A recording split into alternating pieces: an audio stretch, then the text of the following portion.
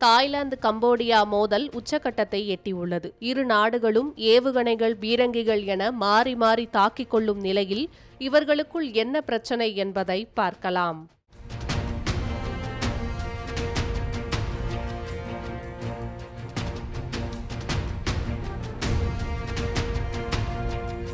Thailand, Cambodia ஆகிய நாடுகளின் எல்லையில் தாமுயன் தாம் என்ற 11ஆம் நூற்றாண்டில் கட்டப்பட்ட சிவன் கோவில் ஒன்று உள்ளது. இந்த கோவில் அமைந்துள்ள பகுதிக்கு இரு நாடுகளும் உரிமை கோருகின்றன.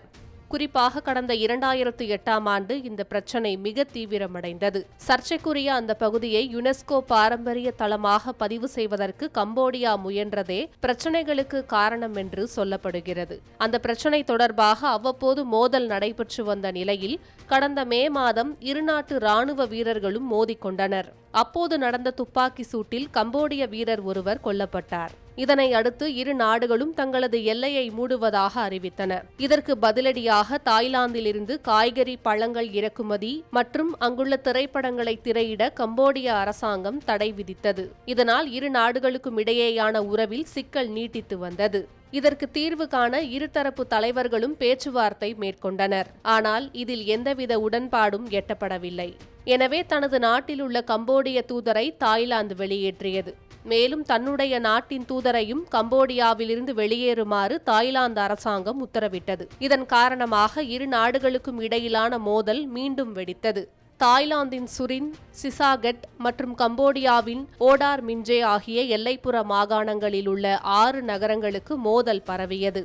அப்போது இருநாட்டு ராணுவமும் ராக்கெட், வெடிகுண்டு, பீரங்கி, ஏவுகணை போன்றவற்றால் பரஸ்பரம் தாக்கிக் கொண்டனர். இந்த மோதலில் இரு தரப்பிலும் முதல் கட்டமாக 20 பேர் பலியானதாக தெரிவிக்கப்பட்ட நிலையில் இன்று காலை மேலும் 5 ராணுவ வீரர்கள், 7 பொதுமக்கள் என மொத்தம் 12 பேர் பலியாகி உள்ளனர். இதன் மூலம் மொத்த பலி எண்ணிக்கை 32ஆக உயர்ந்துள்ளது.